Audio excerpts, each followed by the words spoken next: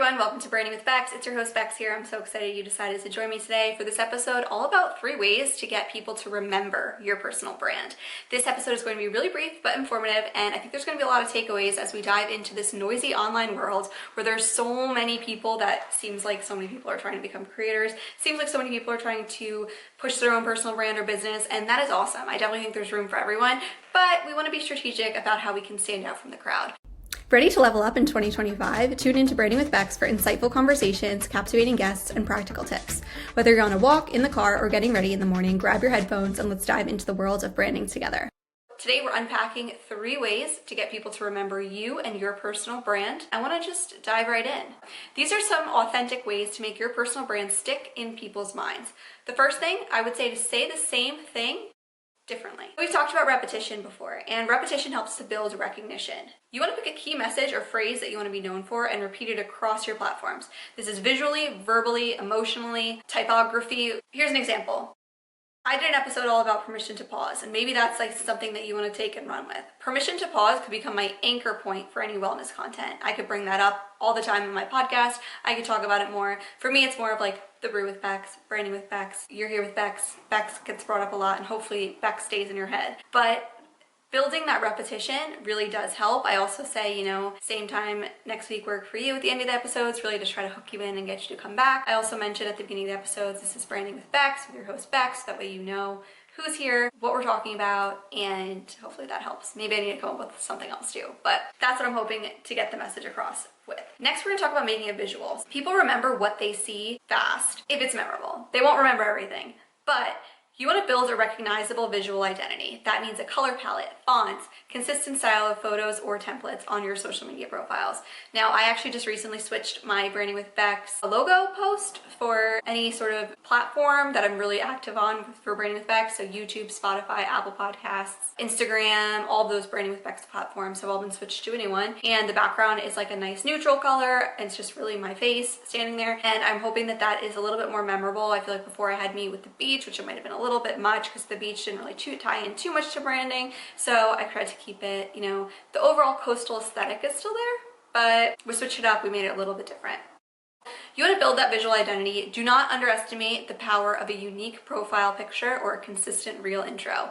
People will notice. So I have my own logo for the Brew with Bex, and then we have Branding with Bex. And I think that having those 2 is helpful so that you know whether you're getting a micro-sized segment or if you're getting a full-length episode. The next thing we're going to talk about is owning the feelings. Brands that feel like something are harder to forget. If you are giving that emotion to your audience, it's a lot harder for them to forget their experience with your brand and also to forget the feelings that they felt when interacting with your brand. What emotion or energy do people associate with you? Calm, empowered, bold.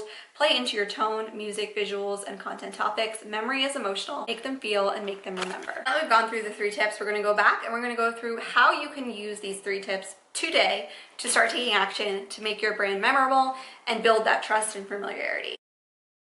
Repetition. We don't want to sound like a broken record, but we want to be intentional with the variety of the way that we're saying it. So you're not saying maybe the same exact thing, but you can reinforce it in different ways. Your core message or your sticky phrase is like a tagline.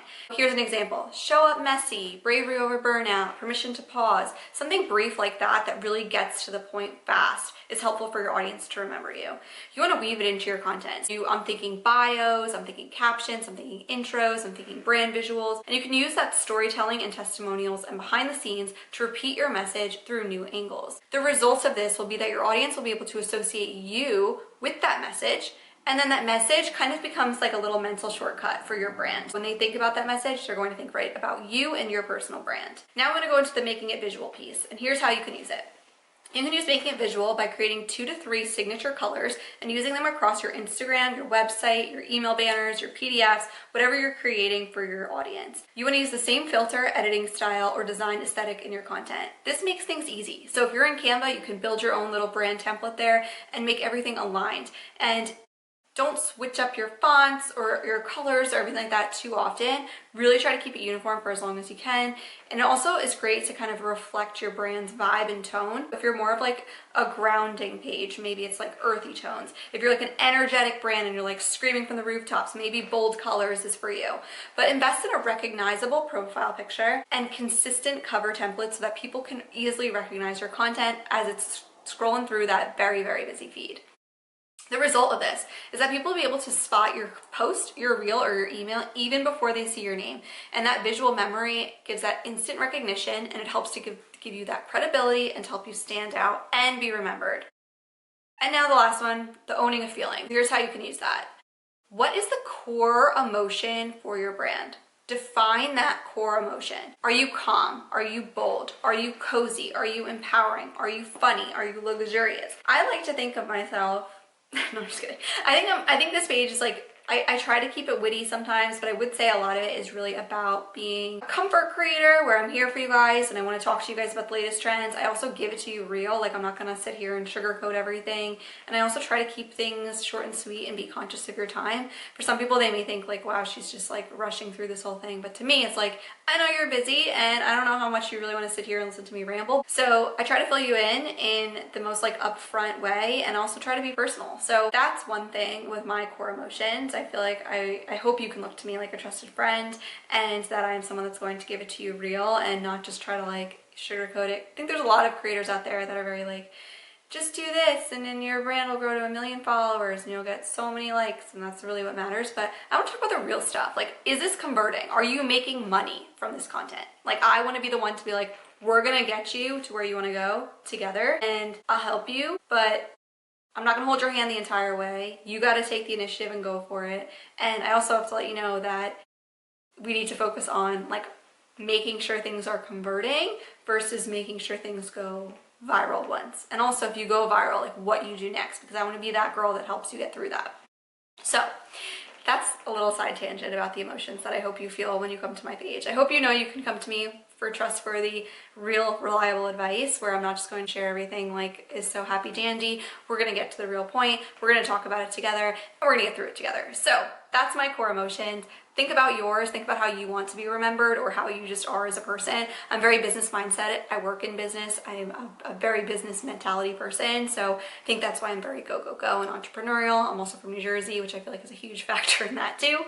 So think about your core emotions and how you want to use them. Next, so you can use music, language, stories, even pauses in your voice can help reflect energy. There's times in episodes that I'm like, wow, I talked so fast in that episode. And you could tell like your energy shifts, like it ebbs and flows. Like some days you're like, heck yeah, I'm going to take my time. I'm going to record this episode nice and slow. We're going to sit down. We're going to have a chat. Other days I'm like, bada bing, bada boom, let's get this episode done. Kabish. Now we're also going to let the content evoke this feeling. Here's an example. If you want people to feel inspired and clear, avoid overwhelming them with too much noise, jargon, or fluff. I hope that at the end of these podcast episodes, there's things that you've taken away, like you learned something or you wrote something down in your notes app or it inspired you to do something or to take action. I also hope that it's not just information. I hope that you enjoyed sitting down and hanging out with me and that we're not filling this with noise or jargon or too much fluff or things. Like we're not talking about a bunch of other things. I think there's a lot of great podcasts that do that sit down and have a lot of these like long extensive conversations, or they say that like they just keep going on about all these other things, which is great if that's the type of podcast that you're looking for.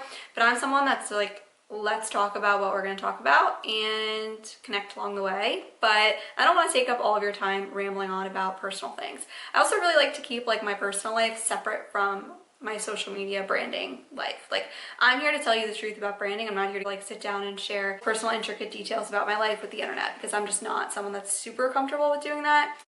If you are, that's awesome. I think there's like a way to open up and to take people along for the journey, but not like all the time. I think there's healthy boundaries are super important. If you want someone to feel inspired and clear, avoid adding too much noise, going on about side tangents. Keep it real, keep it reliable. People want to know what's going on and what's in it for them, ultimately. It's not just information. And this is what keeps people coming back and talking about you. Hopefully, at the end of this podcast, you're like, hey, Bex just gave some great advice on how we can, use these tips and tools to brand our business and make our brand more memorable for people. I didn't hear a whole, rant about Rebecca's summer plans, but Bex was like, here's what we do, and now we're gonna do it.